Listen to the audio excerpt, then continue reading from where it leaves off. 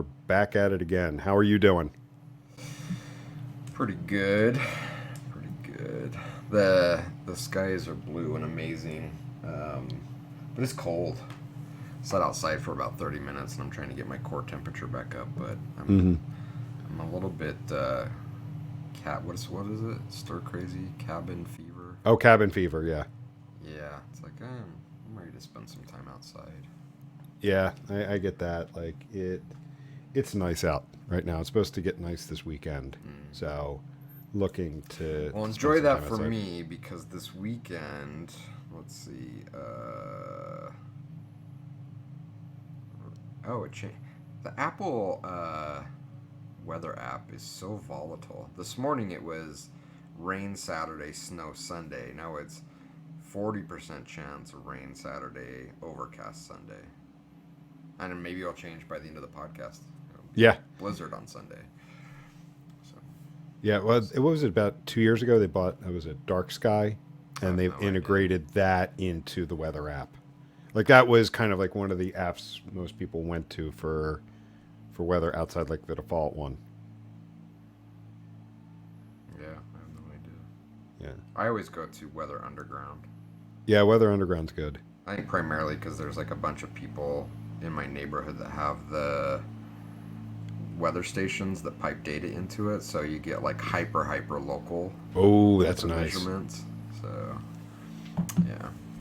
Anyway, All right, so let's dig in for this week. We're continuing our theme around simplicity and getting back to basics, and the idea really for those that have fairly mature analytics and testing practices, taking a look at the things that are core basic I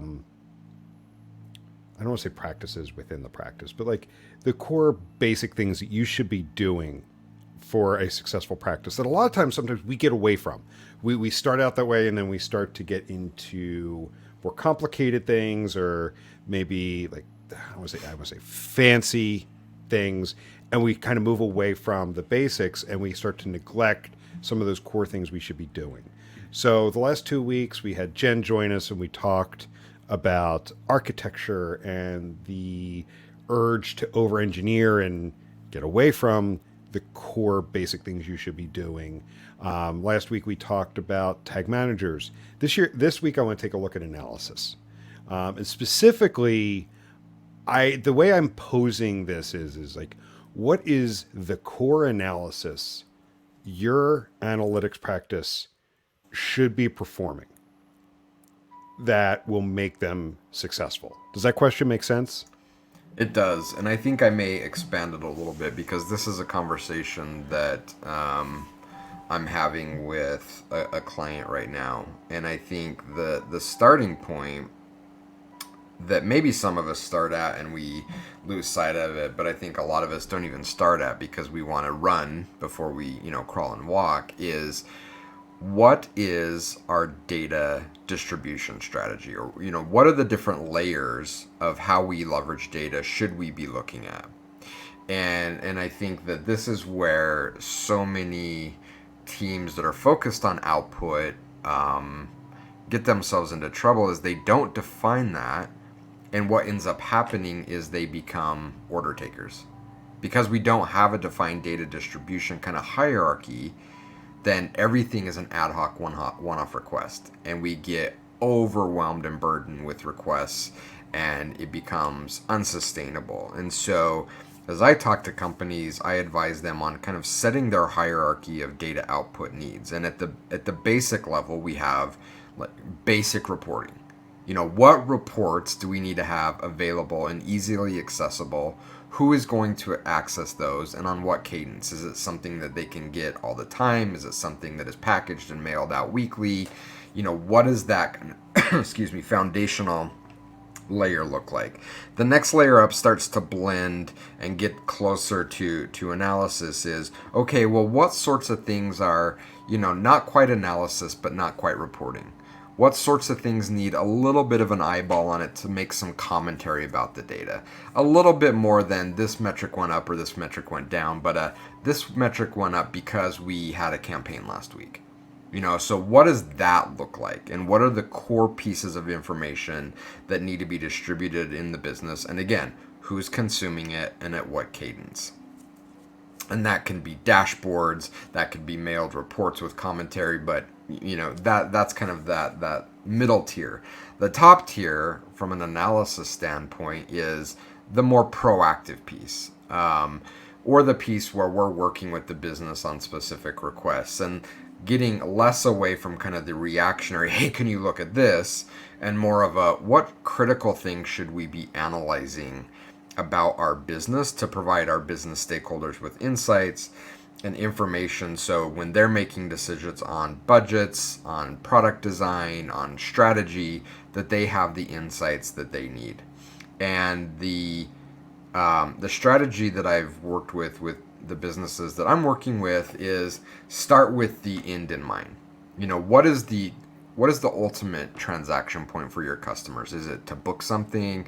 Is it to buy something? Is it to read something? Is it to subscribe to something? What is kind of the ultimate thing that you want people that are using your digital properties to do?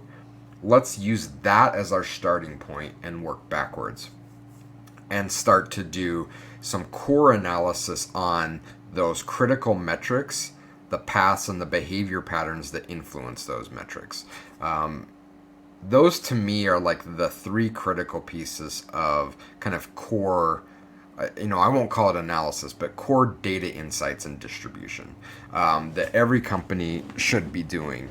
But unfortunately, because we don't put the time in to be deliberate about doing those things, because we haven't set expectations with the business on what insights they can expect to get and when, then again, everything becomes an ad hoc request. Everything becomes a fire drill. And now the analyst is overwhelmed because they're getting hit up from marketing, from product, from IT, from security, from legal, like everyone's just piling on. We need something weird's happening here. Can you look at this? Can you look at that? And it's incredibly difficult to manage that workload.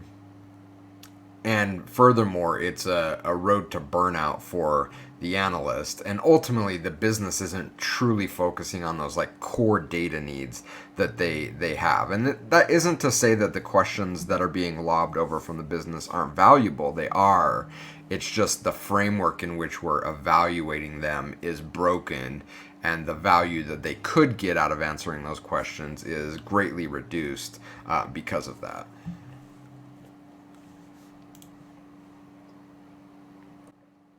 Yeah, and I like how you started this, go all the way back to the beginning. Now, I liked how you started that with talking about like there's organizations, they want to walk and run before they're even crawling, Yeah. and they skip over these foundational things because they think that they're silly, or they've seen other mature organizations doing some very complex analyses, delivering very insightful, valuable data, but not having seen how the length of time it got there. Like a parallel I draw is like those people that are in their 20s want everything that their parents have in their 40s. Yeah. And they don't realize that their parents didn't always have that. Like, they're looking at their parents in their 40s who are established in their career for 20 plus years, have been able to slowly build something, and they want that right away in their 20s. And yeah, like that's constantly a thing we have to remind organizations, is that you got to crawl first. You've got to get these core tenets down as part of your practice. And whatever they are, like, and we'll talk about a few of them, but really it's you got to get this stuff down. Don't try to jump to what you see other people doing. Yeah, I mean, I think that's a very real factor. I think another factor is that we have to be honest with ourselves on where we're at, and that means being vulnerable. And I think a lot of organizations, sure, there may be a desire to go directly to kind of running and flying, but I think a lot of it is they're operating under the assumption that we're already crawling and walking. And one, we're just making the assumption of, oh, well, we're big brand X, of course we're doing all this stuff. And so, there's that assumption that is never challenged, and so we're directly going to a phase that maybe we're not mature enough or ready to tackle. And again, that takes a lot of courage to be able to do that, because it's tough as like an analytics or a data leader to say we are big company X, well-known brand Y, and I honestly can't tell you how many people come to our website every day. Like some very fundamental things like I don't know. We don't know that. We can't answer that with any certainty. That takes a lot of courage to be able to say that. But I think that that's where it needs to begin, is to just be honest with ourselves and say, do we know the basics? Do we know how many people are visiting our site? Do we know what people's behavior patterns look like going through our primary conversion funnel? Can we answer those questions with any level of certainty? If not, that's where we need to start, as painful as that may be to admit. Yeah. Um, you know, I guess let's dig into some of these specific things. You mentioning like, we can't even answer how many people hit our website a day, much less do anything else. Like, what are some of those like specific things? Like, can you name a few specific things that organizations should make sure they can do? Like, flat out, like there is no doubt before they try to conquer something more complex. Like, if you're not doing these three things right, if you know you can't do them with confidence, then you shouldn't be doing anything else. Is there anything Yes, that comes to mind? absolutely, and it's probably different for every business, but the framework is the same. And the analogy, and I don't know if it's analogy, the positioning that I tell people is, picture yourself going on Shark Tank, and your CEO is sitting next to Mark Cuban, and you get up there and he's going to start rattling off a bunch of questions for you about the performance of your website. Are you, and like the basics, right? Like, if you're on Shark Tank, they're going to ask you things like, well, what's your revenue? What's your gross? What's your net? What are your profit margins? Every business has a core set of things that is important to them, and then specifically about their digital property. That's where we have to start. And if you don't know, ask, right? And I don't want to keep bringing this up, but we've talked with people where we've asked some very fundamental questions. Well, why do you guys even have a website? Like, what do you want people? Oh, yeah, that's a really good. I don't know. Like, I don't know why we have a web. Like, we gotta start there, right? So, think like you're going to be in the spotlight on Shark Tank, and you're going to be asked questions about the metrics of how your website operates. They're not going to ask you complex questions like, what's the mixed media marketing model, blah, blah, blah, blah, blah. Are you using first touch or last touch attribution? Can you tell me about like your 18-step conversion flow in the fall? They're not going to ask that, right? They're going to ask, how many people come to your site? Where are they coming from? Tell me about the unique segments of people. How many people are converting? What's your conversion rate from start to complete look like? It's going to be some very basic, fundamental questions that revolve around every digital property. And again, there's going to be some uniqueness. So you have to ask it about your website, your app, your product, your business, and then kind of, again, think about, if I was going on Shark Tank and they're going to pepper me about questions about the performance of our website, what do I have to have in my back pocket to sound like I'm really confident and I know what I'm talking about? Like, that's where I start. And again, like, I think we jump to all of these complexities around, like, well, we're stitching all these things together and we have this really complex methodology to be able to attribute, marketing spend. I'm like, all of that is great. But if you can't pull out that card, or if you can't from memory stand up in front of a panel of people and rattle off the numbers about those core things, we're jumping way ahead. We have to start there. And if we do, it creates a tremendous amount of trust, and it builds a very real and meaningful foundation where we can then go on and do those more complex things. But without that core foundation in place, we're lost. We're literally building a castle on a foundation of sand. Yeah. So, how often do you think like people jump to the more flashy, complex, like interesting? analyses versus making sure that the core fundamentals are in place out of not necessarily the excitement and desire to do it, but just the idea to be able to seem to talk big. I mean, I think it's part of it. I think it's an incredibly complex and nuanced reason why, but I think there is a desire to talk about all these really cool things we're doing. Like, it's boring talking about basic fundamental metrics. It's boring, you know. It's like it doesn't have the appeal of me being able, again, going to a conference and saying, we developed this incredible, model that is able to do X, Y. Like, that's way more entertaining than me sitting down at a conference saying, well, we have X number of people coming to our website and, Y% is converting. It's like, okay. And so, yeah, I mean, I think that that's part of it. I think there's a keeping up with the Joneses aspect to it, which has always plagued our industry. Where, well, so and so's doing X, or well, this company's doing Y, so we have to do it. Why? Like, why? But I think that that's a very real thing. And then I think just from a personal perspective, from a career progression standpoint, we want to be working on bigger, more advanced, more complex things because it looks better on our resume. It puts us in a better position for our next gig. And so I think, those and a lot more factors come together to put it in a place where, again, we're often, what's the saying, way out ahead of our skis. So like when I was learning to ski, that was the problem. Like, you get way out ahead of yourself, and what happens? You fall over, and then you crash, and you tumble down the hill.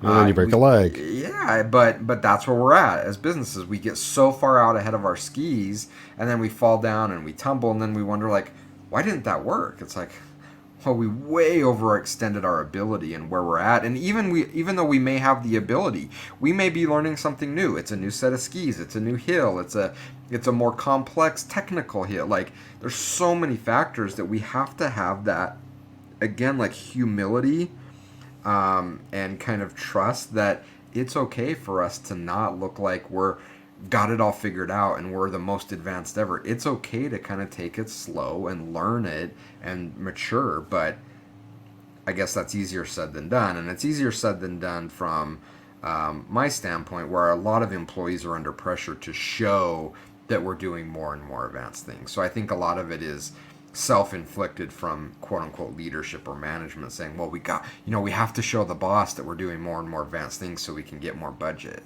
Yeah. And you actually set up my next question perfectly.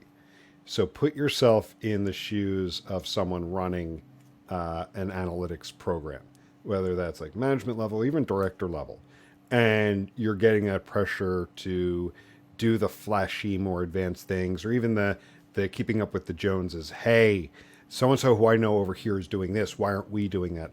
How do you push back to say, like, we need to focus on the fundamentals, and we need to make sure this stuff is in line? Is, again, we, to your point, like, we can rattle off these answers no problem before we even tackle that. I don't know if people should listen to my advice, because I think the way that I do it is pretty blunt. And I probably lack a little bit of the refinement needed to kind of dance through these political waters. But when I was client side, I'll give you a great example. I was client side. At the time, I felt like I had a pretty solid strategy, and it was probably good for what it was at the time and my experience, and I probably would do it different now. But, I was the most experienced in the company to set the data strategy at the time. And the COO comes along and says, so I was out to lunch with one of my friends, and he works over at this company over there, and they're a pretty big deal. Now, they bought Crazy Egg. It's revolutionary. It's this heat map, and you can see where people are clicking and scroll. We have to drop everything, and we have to deploy Crazy Egg. And do you know what my response was? Why? I'm like, why? What do you mean? Like, why? Why do we have to deploy it? Like, what is it going to do for us? What is it going to solve for us? What is it going to give us that we aren't getting today? Oh, I don't know. I'm like, okay, well, we're not going to do it then. As soon as you know why we're going to do that and it's going to be the top priority, we can have a discussion about it. But if we're just doing it because this other company is doing it, it's not a good reason, so we're not going to do it. Again, I don't know if that's the if you should take my approach, but that's kind of been my approach. Why? Why are we doing it? Can you articulate why this is we should drop everything we're doing, change our entire strategy and do this thing? Why? It's almost like take the 4-year-old approach. You know, the 4-year-olds always ask, why? Why? We, Yeah. we need to go do this. Why? Why? And I think people probably get frustrated with me because my answer to most people's questions or wanting me to do something is met with more questions. But it's not that I'm trying to be obstinate. It's not that I'm trying to be difficult, but I truly want to understand, like, why are we doing this? Help me understand so that if we do this, I can craft a meaningful strategy to make sure that you're getting the experience and the value you want.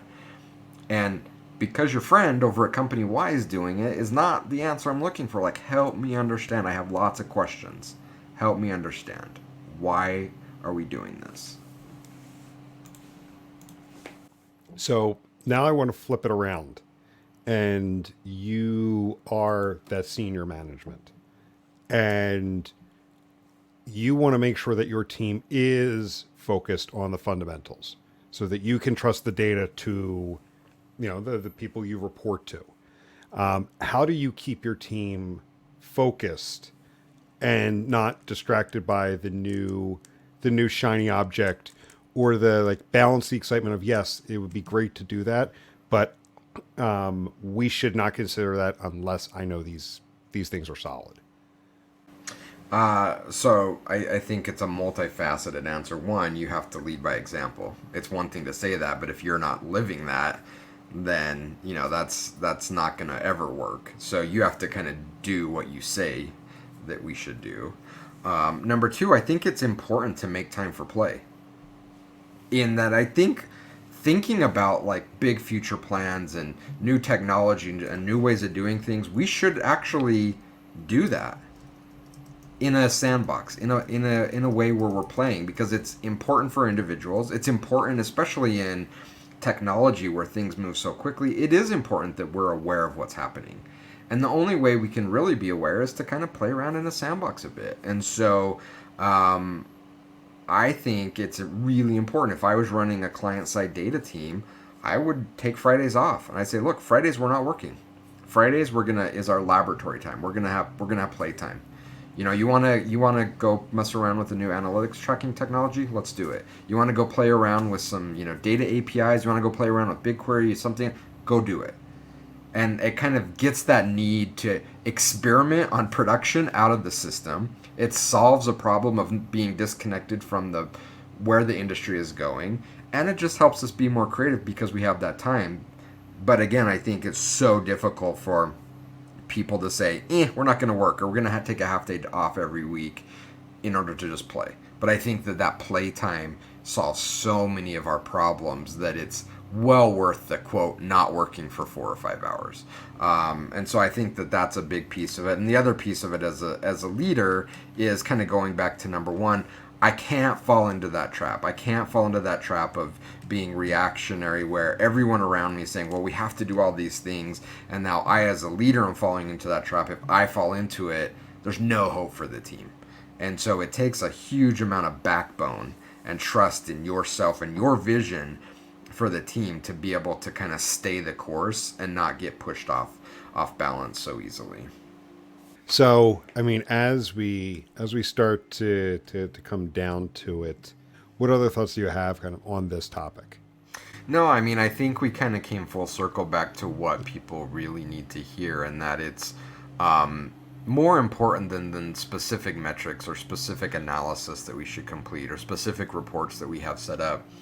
The most important thing about running a healthy organization is knowing and having trust in your taste and your strategy for how you want the team to work. And then setting that strategy and being able to go slow and deliberate in order to get to where you want to be in a world that is telling you that you have to do the opposite. that, I hate the phrase, fail quickly. It's so stupid. Like, we don't have to go fast. We can go slow and deliberate. And I mean, the hare and the tortoise is not wrong. You can sprint out ahead, but the tortoise in its deliberate forward momentum is going to beat the hare every single time. But that takes, again, it takes a lot of strength and courage to do that, because your bosses, their bosses, the industry, everyone around you is going to tell you, throw your strategy away. You just fail fast, try new stuff and fail and fail and fail. It's really hard to say, I have a vision and a plan for what I want to build, and I'm going to block out all that noise, and I'm going to trudge forward slowly and deliberately like the tortoise, and I'm going to get there. I mean, I think that's the magic solution. I realize how difficult it is when you're in an organization where you're hearing the opposite. You're hearing from your leadership team, well, I mean, we can fire you and go get someone else that's going to run fast. It's hard to stay true to your convictions. But at some point in time, we have to say, well, why are we doing this? Are we doing this to just be a puppet, to go down a path we know is going to end in failure? Or do I have the strength and the courage to take all of these attacks and arrows and move forward with a strategy that I trust and know will be successful? Yeah.